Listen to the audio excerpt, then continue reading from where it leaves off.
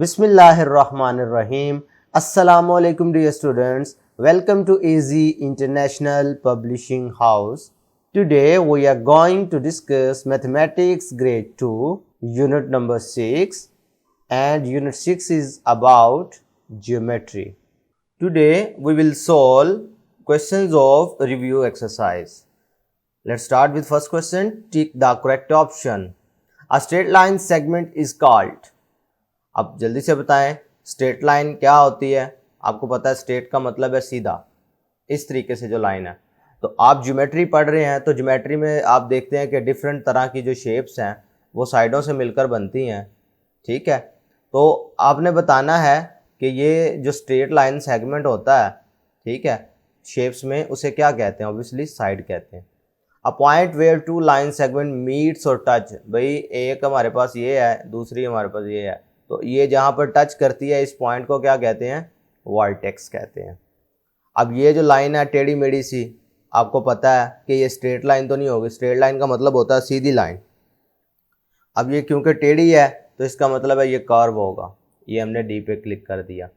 अब ये हमारे पास कितने वर्टेक्स नज़र आ रहे हैं? वर्टेक्स का मतलब होता है ये कोने, 1 2 3 4। तो आप 4 पे क्लिक कर देंगे। इसका मतलब है कि रेक्टेंगल हैज़ 4 वर्टाइसिस। अब इसकी बात करते हैं तो ये ट्रायंगल है, इसके नाम से ही जाहिर है ट्राई मीन 3। तो ट्राई एंगल 3 जावियों वाली, 3 एंगल्स, ठीक है। तो 3 एंगल हैं तो ये वर्टेक्स भी क्या होंगे इसके? 3। तो 3 वर्टेक्स है तो वर्टेक्स की जमा वर्टाइसिस होता है, लिहाजा इधर आप सी पे क्लिक करेंगे। एक क्वेश्चन और इसका सोल्व करते हैं। Match the following. अब आपको पता है कि ये क्या है? आधा सर्कल है। ये पूरा है ना, इसे सिंपल सर्कल कहते हैं। लेकिन ये जो सर्कल का हाफ हो जाता है, यानी उसको जब आधा कर देते हैं तो वो क्या बन जाता है? Semi circle. तो इसे आपने सेमी सर्कल के साथ अटैच कर देना। ये आप लोगों को पता है कि ये सर्कल है। अब ये सर्कल का चौथा हिस्सा है, 1/4 ऑफ द सर्कल। भाई ये देखो ना, ये सर्कल था, मैं मिसाल के तौर पर चले अलहदा से बना के दिखा देता हूँ। फर्ज कर लेंगे ये सर्कल है हमारे पास, ठीक है। अब इस सर्कल को मैं 4 बराबर हिस्सों में तकसीम कर देता हूँ। तो इनमें से ये हर जो हिस्सा है, ये देखो इसी शेप का नहीं नज़र आ रहा, ये जो हर हिस्सा है ये क्वार्टर सर्कल कहलाएगा। तो लिहाजा इसको आप क्वार्टर सर्कल के साथ मैच कर देंगे। तो नेक्स्ट देखते हैं, कंप्लीट द फॉलोइंग। अब हमारे पास शेप्स गिवन है, आपको नज़र आ रहा है ये 3 शेप्स गिवन है। आगे ये उसकी कुछ प्रॉपर्टीज़ हैं जो कि आपने बतानी है। सबसे पहली बात देखो तो लिखा है नेम ऑफ शेप। तो इसकी बात करो तो ये कौन सी शेप है? आपको पता है कि जिसकी आमने सामने वाली साइडें बराबर हों, भाई ये वाली कोरस्पॉन्डिंग साइड्स कहते हैं। ये वाली साइड इस साइड के इक्वल है, ये वाली साइड की लेंथ जो है ना इस साइड की लेंथ के इक्वल है। तो इस तरह की शेप को क्या कहते हैं? इस तरह की शेप को हम रेक्टेंगल कहते हैं। और अब इसके वर्टेसिस ढूंढो। तो वर्टेसिस ये होते हैं 1 2 3 4। तो 4 वर्टेसिस हैं, नंबर ऑफ साइड्स भी 4 हैं, जब मैंने आपको बताया है कि कोरस्पॉन्डिंग साइड की। दोबारा से गिन लो, 1 2 3 4।